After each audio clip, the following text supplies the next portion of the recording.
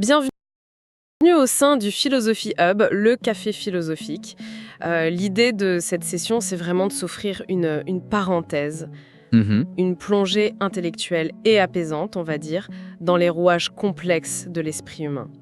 Aujourd'hui, on entreprend un voyage assez vertigineux au carrefour de l'histoire, de la philosophie et des neurosciences cognitives. C'est un sacré programme, oui. Absolument.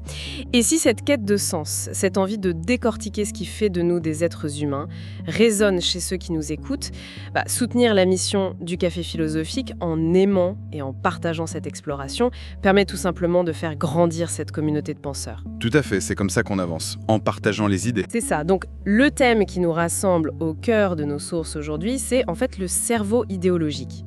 En parcourant les recherches, notamment les travaux en neurosciences de Leors Migrode, le but est de décortiquer une énigme fascinante. La grande question du pourquoi en fait. Voilà, pourquoi l'être humain s'accroche-t-il avec autant de force à ses dogmes, qu'ils soient politiques, religieux ou même sociaux ? C'est toute la beauté et la complexité aussi de cette exploration.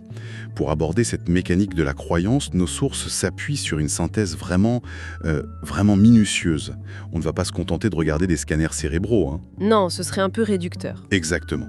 On va traverser des études neuroscientifiques, s'amuser avec des tests psychologiques qui mesurent un peu la structure de notre pensée, et on va même faire un détour par des événements historiques majeurs. Ça donne une perspective tellement plus large. Oui, que c'est une démarche qui exige d'être dans l'observation pure.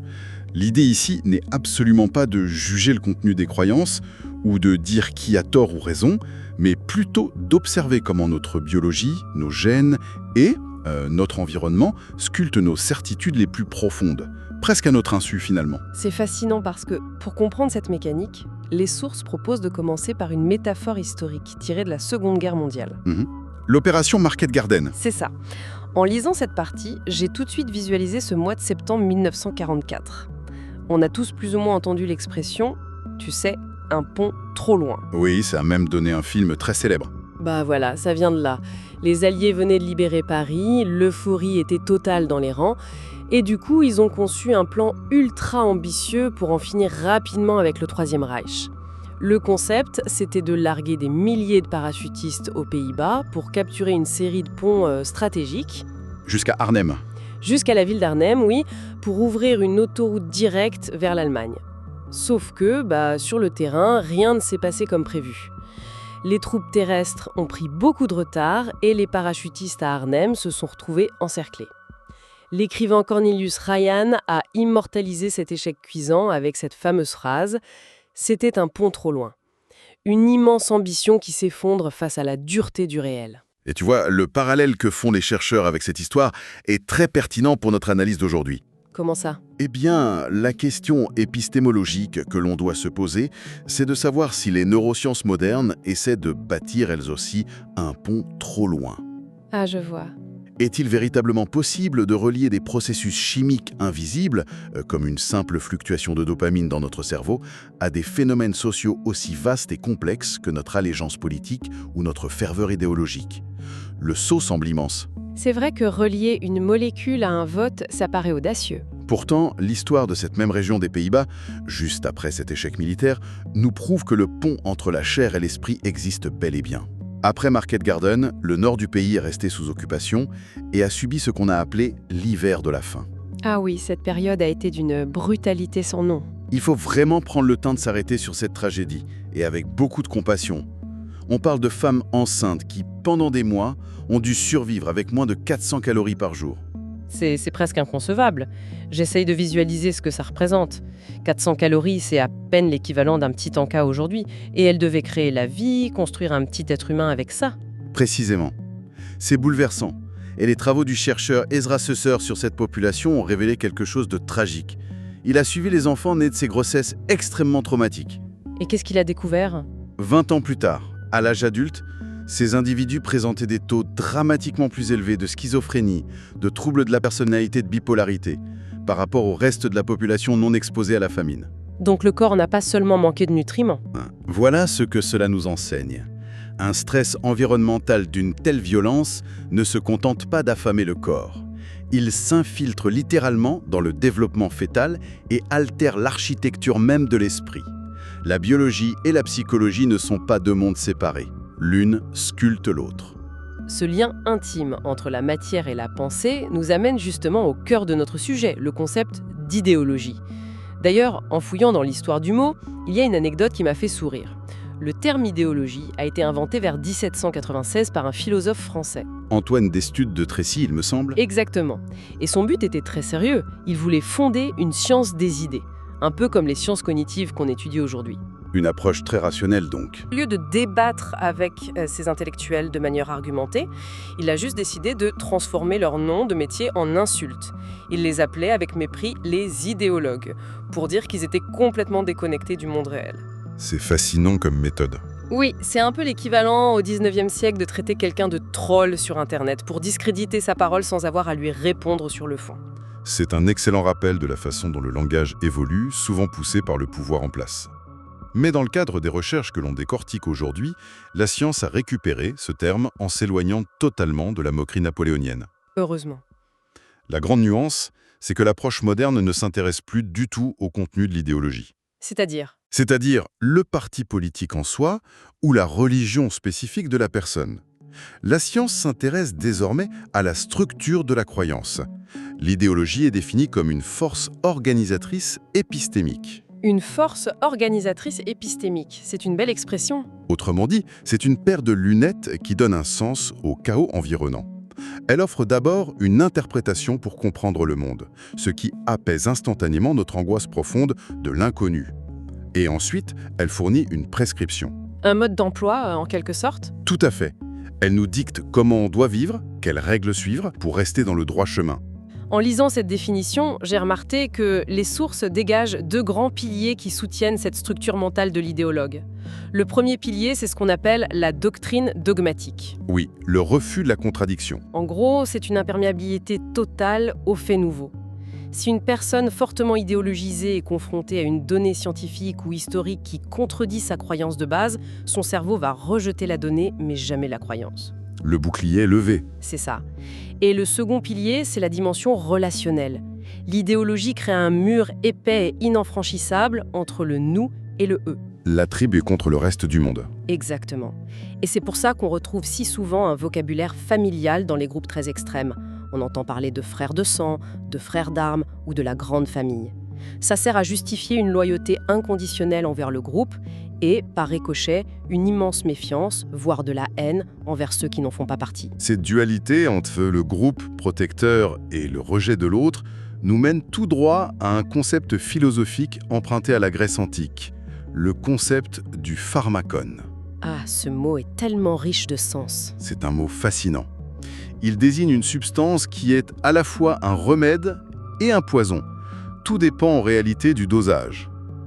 L'idéologie fonctionne exactement comme un pharmakon pour l'esprit humain. À petite dose, c'est un remède social vital, on pourrait dire. Absolument. Partager une narration commune crée de la solidarité. Ça donne du sens au fait de se lever le matin, de coopérer avec ses voisins, et ça permet d'affronter l'anxiété existentielle de notre condition mortelle.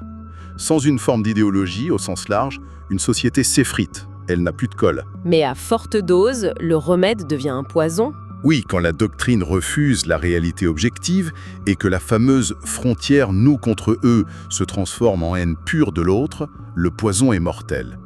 Et là, il faut vraiment le souligner avec une neutralité absolue pour ceux qui nous écoutent. Ce mécanisme cognitif n'a aucune couleur politique. C'est très important de le préciser.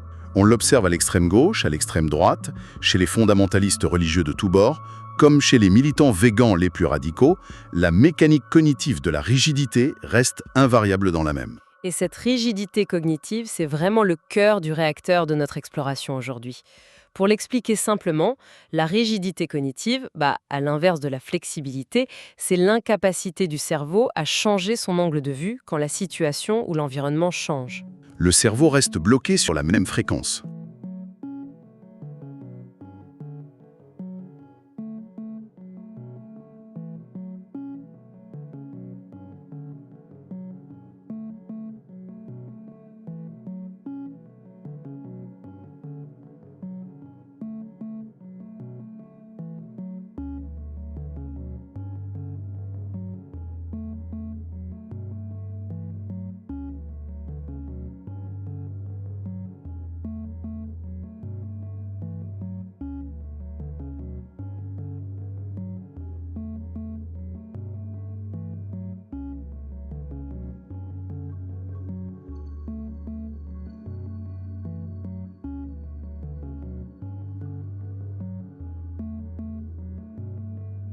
Ce week-end, on pensait aller faire un tour au marché pour acheter des légumes frais.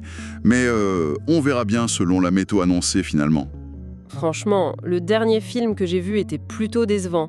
L'intrigue manquait sérieusement de profondeur. Enfin, ce n'est que mon avis personnel après tout. C'est exactement ça. Et ce qui m'a bluffé dans les recherches, c'est la manière dont on la mesure. On n'utilise pas de grands questionnaires politiques ou moraux, on utilise de simples petits jeux psychologiques. Et c'est là que le lien entre la biologie et nos opinions devient vraiment tangible.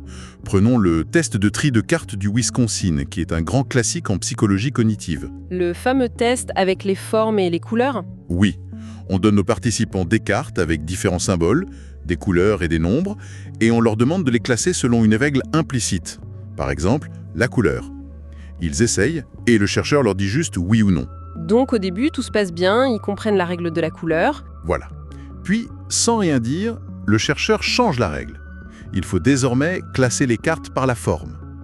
Quelqu'un doté d'une bonne flexibilité cognitive comprend très vite son erreur, il se réajuste et s'adapte en quelques secondes. Mais un esprit rigide va s'entêter. Il va persister avec la couleur. Il va continuer d'appliquer l'ancienne règle de la couleur malgré les retours négatifs répétés du chercheur. Il est incapable de briser son schéma mental pour en adopter un nouveau. Ça doit générer une frustration immense de ne pas comprendre pourquoi l'ancienne règle ne marche plus. Et dans le même esprit, les sources parlent du Remote Association Test, le fameux RAT. Ah oui, celui basé sur la créativité linguistique. C'est ça. Le but, c'est de trouver un mot qui relie 3 termes qui semblent à première vue n'avoir aucun rapport entre eux. Par exemple, si on propose les mots super, homme et colle, l'esprit doit faire un bond créatif en dehors de ses structures habituelles. Chercher des connexions éloignées. Voilà, super ça donne Superman ou Superstar et Supercolle pour la colle. Pour faire cette association, il faut accepter de sortir les mots de leur tiroir catégorique habituel. Et il y a aussi l'alternative Uses Test, où on a juste 1 minute pour trouver le plus d'utilisation possible à un objet tout à fait banal, comme une brique. Le test de la pensée divergente par excellence. Oui, parce qu'au-delà de construire un mur, une brique peut servir de marteau, de cale pour bloquer une porte, ou même de toile pour faire de la peinture si on est créatif. Et le bilan de toutes ces évaluations, quand on les croise avec les profils des participants, est saisissant. Qu'est-ce que les données montrent exactement ? Elles montrent, de manière constante, que les personnes qui adhèrent à des idéologies très dogmatiques et très fermées obtiennent systématiquement de bien moins bons scores à ces tests de créativité et d'adaptation. Ça, c'est incroyable. Cela signifie que leur dogmatisme politique n'est pas qu'une simple opinion forgée au fil des lectures ou des débats d'idées. C'est le reflet d'une architecture mentale fondamentale. Leur cerveau traite l'information de manière très compartimentée. Le monde est vu en bloc rigide, tout comme les cartes du test du Wisconsin. Ce qui soulève une question vertigineuse. D'où vient cette rigidité à la base ? C'est là que l'on plonge véritablement dans la neurobiologie, et plus précisément dans la chimie complexe de la dopamine. Le fameux neurotransmetteur. Oui, souvent, quand on entend le mot dopamine dans la culture populaire, on pense juste au circuit du plaisir ou aux addictions sur les réseaux sociaux. Mais nos sources expliquent que son rôle est beaucoup plus profond et structurel.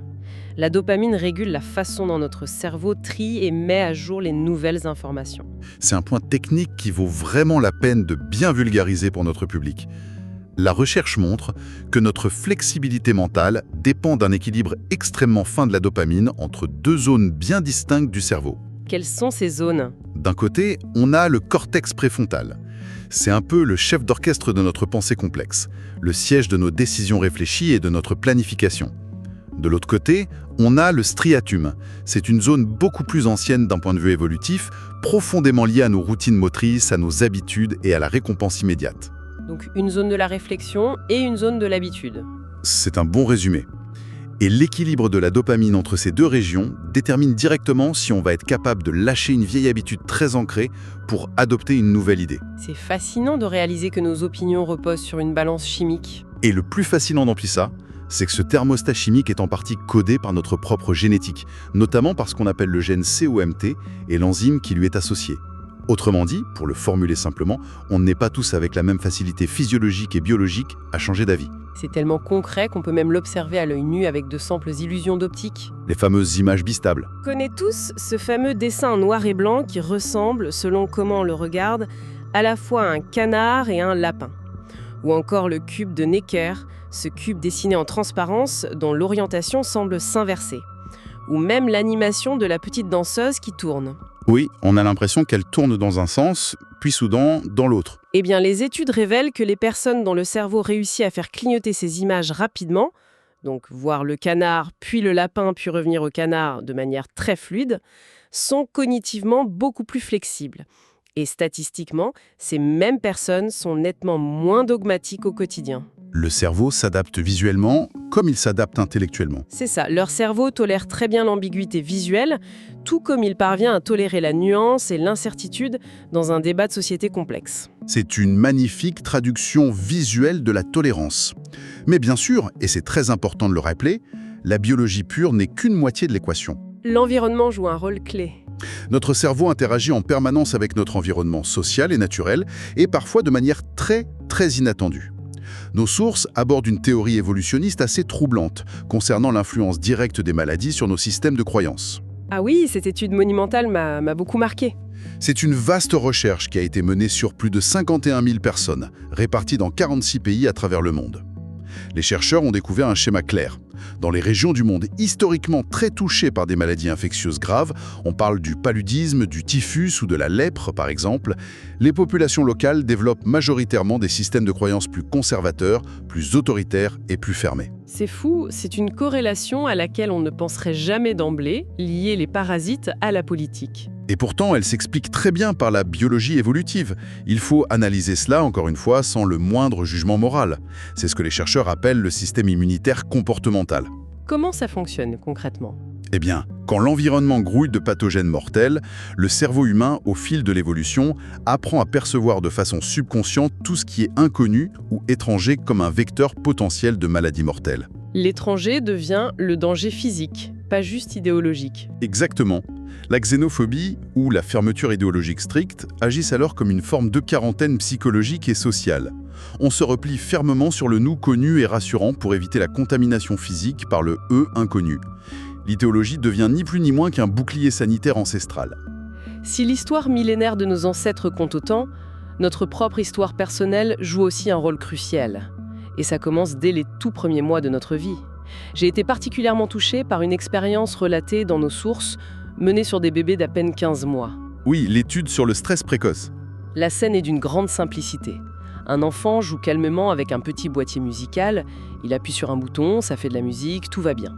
Puis, sa mère sort de la pièce. Le fameux test de la situation étrange. Naturellement, le bébé ressent un stress immédiat, une angoisse de séparation profonde. Et face à cette anxiété soudaine, les chercheurs observent que l'enfant, au lieu d'explorer son environnement pour se distraire ou même d'essayer un autre bouton juste à côté sur le jouet, va s'acharner en boucle sur un bouton cassé du boîtier. Il se fiche sur ce qu'il connaît, même si ça ne fonctionne plus. Ça serre un peu le cœur. Parce qu'on voit en direct, sous nos yeux, comment la peur fige littéralement la curiosité. L'anxiété rétrécit le monde de cet enfant de façon instantanée. Cette image du bébé qui s'acharne sur un bouton cassé appelle vraiment à une profonde compassion pour notre propre condition humaine. L'esprit humain en détresse cherche n'importe quel ancrage, même le plus dysfonctionnel, pour se rassurer face au vide. Et ce mécanisme de repli archaïque ne disparaît évidemment pas à l'âge adulte. Il se transforme, il s'adapte. Il s'applique à des concepts plus abstraits.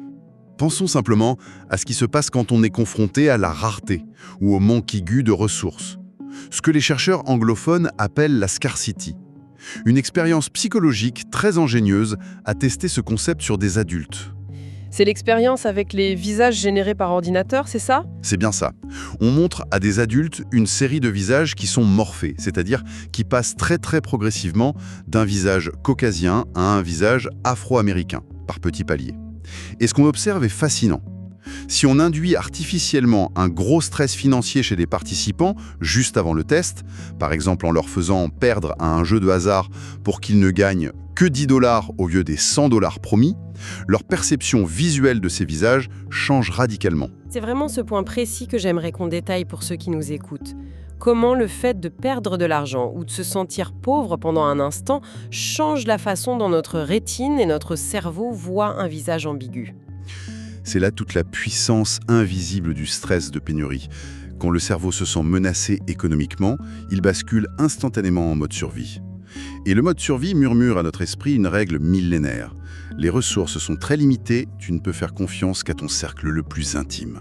Donc la prudence devient maximale. Du coup, face au visage morphé qui se trouve dans cette zone intermédiaire, cette zone ambiguë où l'ethnicité n'est pas claire, le participant stressé va trancher beaucoup plus vite. Il va classer ces visages métissés dans la catégorie E, c'est-à-dire en dehors de son propre groupe d'appartenance protecteur. Il rétrécit son cercle de confiance. Le stress économique a littéralement rétréci la frontière de son empathie et durci son identité de groupe. Et cela en une fraction de seconde, de manière totalement inconsciente. C'est vertigineux de penser que notre définition même de l'autre dépend d'un sentiment de sécurité aussi passager. Et ces frontières durcissent m'amènent à cette variante très intéressante du si célèbre dilemme du tramway moral. Un grand classique de la philosophie morale. On demande aux participants s'ils seraient prêts à sacrifier leur propre vie en se jetant sur les voies pour sauver 5 autres personnes. C'est déjà un choix extrême. Mais les chercheurs ont remarqué une corrélation forte. Les individus prêts à ce sacrifice ultime, mais exclusivement si les 5 personnes appartiennent à leur propre groupe idéologique ou religieux, sont souvent ceux qui obtiennent les pires scores au test de flexibilité cognitive. La loyauté est totale, mais conditionnelle. Leur dévouement est absolu, admirable d'une certaine manière, mais leur pensée est totalement fracturée en noir et blanc. Il n'y a pas de zone grise. Et c'est là, je pense, qu'il faut faire preuve d'une grande humanité dans notre analyse des comportements, notamment concernant le rejet social. Une personne cognitivement très rigide, au quotidien, ce n'est pas qu'un profil politique. C'est souvent quelqu'un qui a beaucoup de mal à s'adapter aux imprévus, qui peut se montrer très obstiné dans ses conversations avec ses proches, incapable de nuancer son propos. Ce qui doit être épuisant pour la famille ou les amis. Tragiquement, oui. Ce comportement provoque très souvent l'épuisement de l'entourage et conduit inévitablement à un grand isolement social.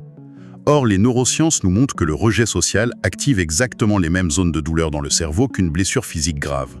La douleur de l'exclusion est très réelle. Que fait alors cet individu blessé et isolé? Il ressent une profonde colère, un sentiment d'injustice, et il cherche un abri.